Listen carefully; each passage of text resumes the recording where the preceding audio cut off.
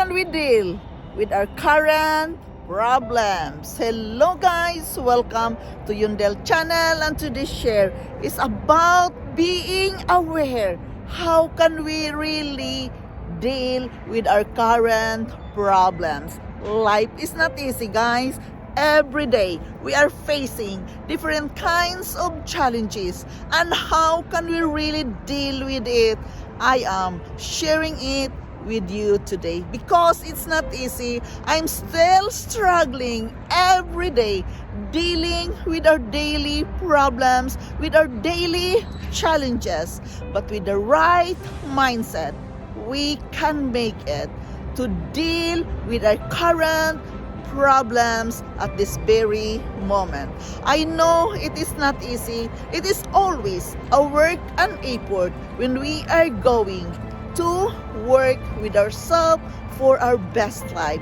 Really, it's a struggling time of my life now. I have problems, but how we currently deal with it, I am sharing this with you. This is from my own life experiences and from my own readings. The books I am reading, guys, it really helps me a lot daily to keep on going, to keep on moving, even it is very difficult. Therefore, I am sharing it with you. Day by day, I have some thoughts to share with you. So guys, bear with me, and I'm grateful for your time dropping here in my channel today. As we all know, that life is full of its ups and downs.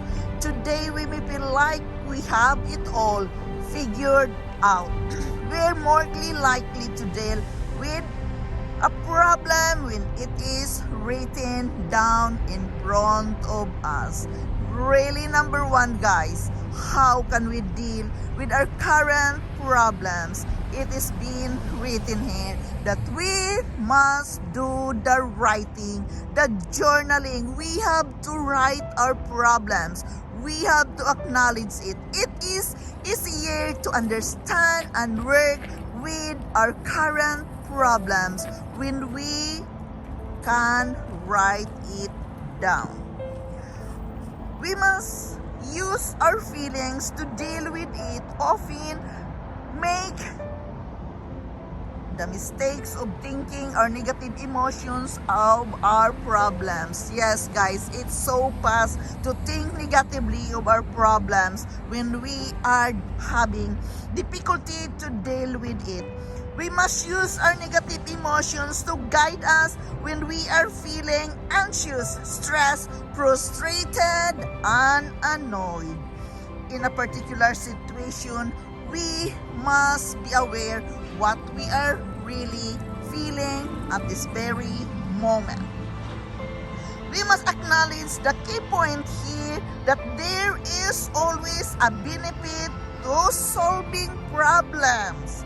Remember that if a problem we solve, even difficult it is, let's worry about one less problem on our problems list. It will become less easier to solve it when we have written it down, because we are aware what kind of problem we are facing currently.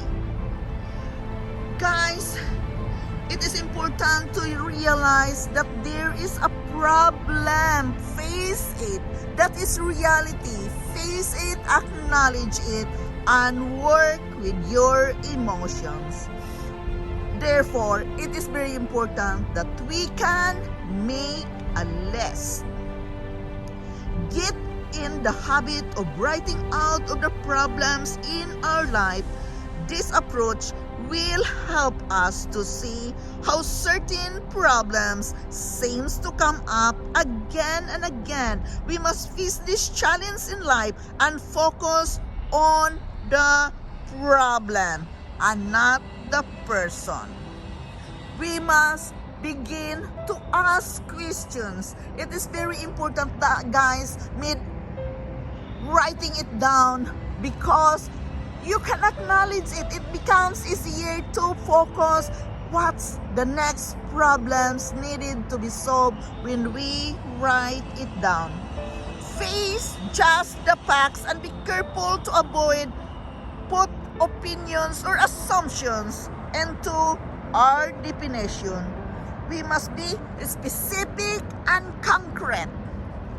We must be realistic and make sure that our goals are achievable, because if we are unrealistic, we will probably not reach them and we will feel badly. Therefore, it is very important that take note of these things, that the biggest mistake that we had to make when finding solutions to our problems is to think about the same old solution. Avoid that, guys. Try to find another solution. Don't use the same solution again and again in facing our current problems. Why? Because it is happening in a different reason. Devise lots of solution. We are more likely to come up working a good solution if we have let our solution to choose from it. Have it devise tools of solution. Don't judge your solution, guys, and have a variety of solutions, and make sure that our solutions are different from each other. Remember, when it comes to difficult problems, the first idea that comes to our mind is not always the best. Take the time to come up with new possibilities by calming down, contemplate, and by writing it down, you will become more mindful to find the solution for the right current problem. Therefore, in my case, it is very important to practice the power of meditation, the power of prayer, asking God to guide us, ask Him to lead us our way. We must not jump into conclusions and assumptions. It always destroys the other part, because we are assuming. Assumption is not always a good thing. Guys, it is very important to ask guidance from our Almighty God in deciding with our current problems. Our current problems can be so challenging if we have nobody to talk to. Yes, I am experiencing that at this very moment. It is not easy, but when things being said and done, all I can do is to kneel down for a word of prayer. How can we really deal with our current problems, guys? It's about being mindful. Be calm, and during calmness, write it down one by one. Put words into your problem so it will become easier to find the solution, and avoid assumption and avoid talking to somebody which is not involved of the problem. Just be there to this certain person and talk with it throughout the day or night. I know it is not easy, therefore I can say that I am struggling with my current problems, because it is sometimes very difficult for me to talk to the other person, especially when it comes to my children. How can we really deal with our current problems, guys? For me, in my own situation, yes, guys, it's very difficult. Sometimes I just want to be silent. I don't like to say anything. I just want to be silent and talk to the expert, talk to these, people you can trust with, the therapist, the people involved with the problem. It is not easy. How can we really deal with our current problems, guys? For me, it's being silent, calmness, contemplate, meditation, and prayers. Why? Because we need the clarity of mind when we are going to deal with our current problems. It's not easy. But in my case, it's better to be silent first before doing something.